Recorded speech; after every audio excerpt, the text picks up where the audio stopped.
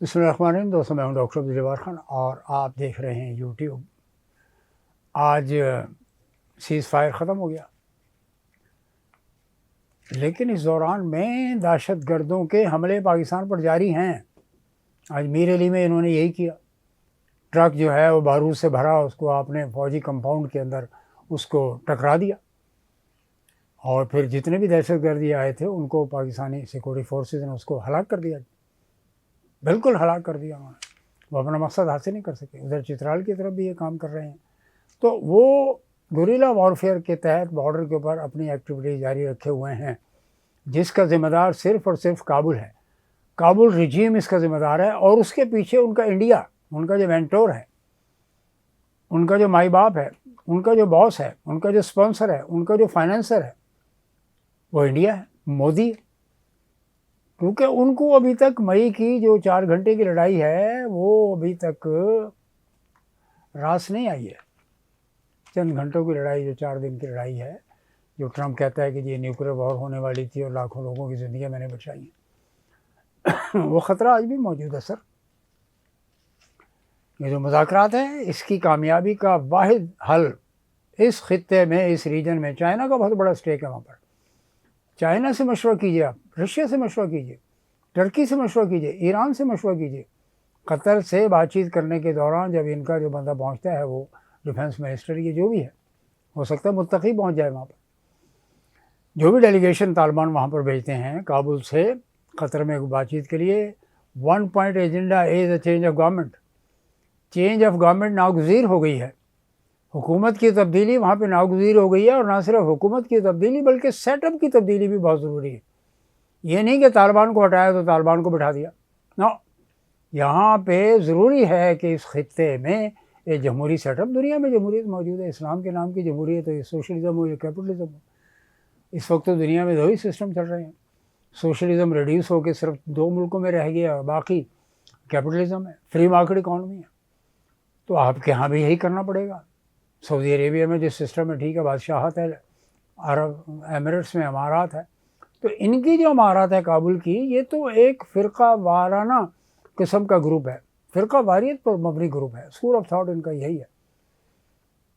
یہ پریشان کن صورتحال ہے پاکستان کے لیے، کسی بھی طور پہ اچھی نہیں ہے. لیکن انٹرنلی پاکستان معاشی طور پر بھی پرابلم کا شکار تو ہے. اور یہ جو سیکورٹی پرابلمز آ رہے ہیں، اس میں انڈیا کے حوالے سے کہتے تھے نا پرویز مشرف صاحب، یاد ہوگا آپ کو. پھر اس کے بعد یہ so called false flag operations بنائے انڈیا نے. ISI کا نام لیتے ہوئے ان کی بچوں کو ڈراتی تھیں ان کی عورتیں ہندوستان میں. آج وہ ISI کا وہ رول کیوں نہیں نظر نہیں آتا؟ ٹٹ فار ٹیٹ. جب راؤ نے یہاں پہ پوری کی پوری کلبھوشن یادیں اور پورا کا پورا سیٹ اپ انہوں نے بنا دیا ہوا ہے BLA کی شکل میں، یا BLF کی شکل میں، یا TTP کی شکل میں، یا طالبان کابل.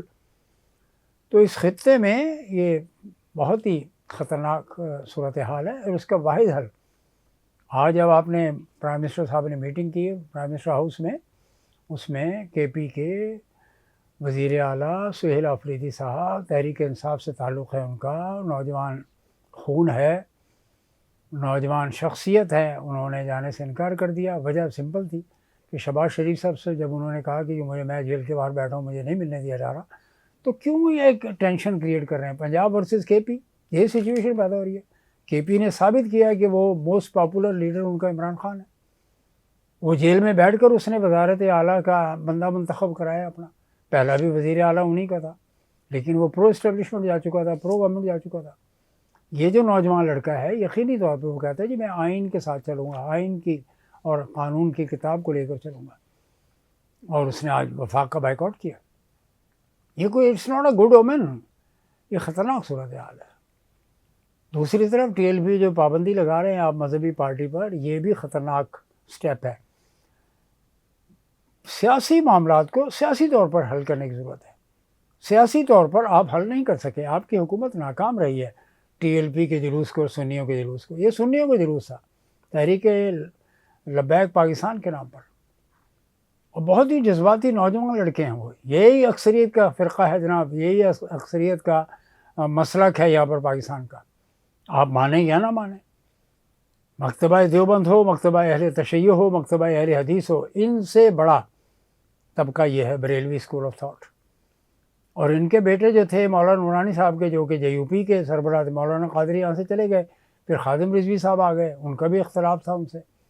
ان کے جانے کے بعد ابھی آپ نے TLP کو دیکھا، TLP میں نو ڈاؤٹ ایک رجحان جو ہے وہ شدت پسندانہ ہے، شدت پسندانہ تھا اور ہے۔ اسی کی بنیاد پر یہ دیکھیں نوجوان لڑکے ہیں، نوجوان نسل ہے، ان کے ساتھ چند بزرگ بھی ہیں، لیکن یہ جو نوجوان خون ہوتا ہے یہ تھوڑا سا یعنی زیادہ ہی ڈسپروپورشنیٹلی آگے بڑھ رہا ہوتا ہے، اس کو ہینڈل کرنے کی ضرورت ہے۔ ہمارے اداروں کو، ہمارے حکومتوں کو چاہیے تھا کہ نوجوان دیکھیے جماعت اسلامی بہت اسٹیبلشڈ پولیٹیکل پارٹی ہے، اسلامک پولیٹیکل پارٹی، لیکن وہاں پہ آج کا جو جماعت اسلامی کا نامن کلیچر ہے، یہ جو اسٹرکچر ہے، یہ جو فارمیشن ہے، اس میں آپ کو ملیٹنسی نظر نہیں آئے گی۔ TLP میں تھی اور ہے، یہ ختم ہونا چاہیے۔ گاؤں میں، دیہاتوں میں TLP کے رویے سے لوگ خوش نہیں تھے۔ یہ میں پنجاب کی بات کر رہا ہوں، میں ملتان کی بات کر رہا ہوں، لودھنا کی بات کر رہا ہوں، بہاولپور کی بات ہو رہی، رحیم یار خان صادق آباد کی بات ہو رہی، ڈیرہ غازی خان مظفر گڑھ کی بات، بہت بڑی پولیٹیکل پارٹی سنی ہونے کی وجہ سے، لیکن انہوں نے اپنے آپ کو چینلائز نہیں کیا۔ لیکن حکومت نے بھی کوئی اچھا کام نہیں کیا۔ یہ جو اس پر پابندی لگانے کی بات کر رہی ہیں مریم صاحبہ، یو آر مس ایڈوائزڈ، آپ کو غلط ایڈوائز دی جا رہی ہے، آپ کو غلط مشورہ دیا جا رہا ہے۔ خواہ وہ نقوی صاحب ہوں یا طلال چودھری صاحب ہوں، مسلم لیگ نون ہو، وہ آپ کی جو نقوی صاحب تو خیر اب آئے ہیں پالیٹکس میں، PMLN نے، یاد ہوگا آپ کو، ثانیہ ماڈل ٹاؤن آج بھی یاد ہے، آپ نے اتنی منورنگ کی، پوری عدلیہ بک چکی ہے، عدلیہ کے اندر کوئی دم خم نہیں رہا، انصاف نام کی کوئی چیز نہیں ہے وہاں پر۔ آپ کو تو عوام کو اعتماد دیا جانے کی ضرورت ہے، عدلیہ پر، آئین پر، حکومت پر، ریاست کے اندر اتنا گہرا یعنی تعلق ہونا چاہیے عوام کا، جو آپ آہستہ آہستہ اپروٹ کر رہے ہیں۔ اس کی ذمہ داری حکومت وقت پر ہے، حکومت وقت ہی پالیسیاں بناتی ہے، حکومت وقت ہی ذمہ دار ہے۔ اور اگر اسٹیبلشمنٹ آپ کے اختیار سے باہر ہے تو آپ کو باہر نکل جانا چاہیے، حکومت کو باہر آ جانا چاہیے۔ جیسے میں نے عرض کیا کہ کابل کا مسئلہ بھی وہیں سے نکلتا ہے کہ وہاں پہ ایک پولیٹیکل سیٹ اپ ہو، ایک سیاسی جمہوری سیاسی سیٹ اپ ہو، جہاں پہ خواتین و مرد کے برابر کے حقوق ہوں، وہاں پہ اسلام کے نام پر ظلم و زیادتی نہیں ہونی چاہیے۔ ایسا ہو رہا ہے پاکستان میں بھی، اب آپ نے شروع کر دیا، دس از بیڈ۔ دشمن آپ سے چوکنا ہے، دشمن آپ سے زیادہ ہوشیار ہے۔ اس نے ہمارے 2 صوبوں کے اندر یہ سچویشن پیدا کر دی ہوئی تھی، اب تیسرا پنجاب ہے، پنجاب میں بھی لا اینڈ آرڈر کی سچویشن، 40,000 افراد ہڑتال کو ناکام بنانے کے لیے لگے ہوئے ہیں۔ یہ جو جمعہ ہفتہ اتوار کی ہڑتال کی کال دی ہوئی ہے، اس میں تمام سنی اہل سنت تنظیم کے نام پر، مفتی منیب الرحمان بھی اسی کا حصہ ہیں یا اس کی قیادت کر رہے ہیں، مولانا نورانی کا بیٹا بھی، شاہ اویس نورانی، وہ از اے ینگ بوائے، جمعیت علماء اسلام کے ساتھ ہی مولانا فضل الرحمان کے ساتھ زیادہ ان کا یعنی اٹھنا بیٹھنا ہے۔ اثر تو ہوگا اس پر، اثر تو ہوگا، اس میں وہ دم خم نہیں رہا جمعیت علماء پاکستان میں جو کہ ہونا چاہیے تھا۔ ناظرین، انٹرنیشنل مانیٹری فنڈ سے آپ قرضہ لے کر بہت خوش ہیں، تقریباً کوئی 300 ارب روپیہ آپ کے پاس آ گیا ہے، ظاہر ہے 281-82 کے حساب سے آپ کو $1.2 بلین لگا لیجیے، اب آپ کتنے بنتے ہیں، یہ بھی کھا پی کے برابر ہو جائے گا۔ پاکستان اب چوتھا بڑا ملک مصر کے بعد، مصر دنیا میں IMF کا تیسرا ٹاپ کا مقروض ہے، اور یہ جو ہے پاکستان اب چوتھا مقروض ہو چکا ہے، اور this is highly alarming and dangerous. JP Morgan کے سیمینار میں آپ بیٹھ کر بات کر رہے ہیں کہ جی آپ صورتحال بہت اچھی ہے، ایسی نہیں ہے، عوام معاشی مسائل میں گھرے ہوئے ہیں، جیسے سرکولر ڈیٹ ہے نا، یہ ٹریپ ہے، اسی طرح پاکستان میں ایک معاشی ٹریپ ہے۔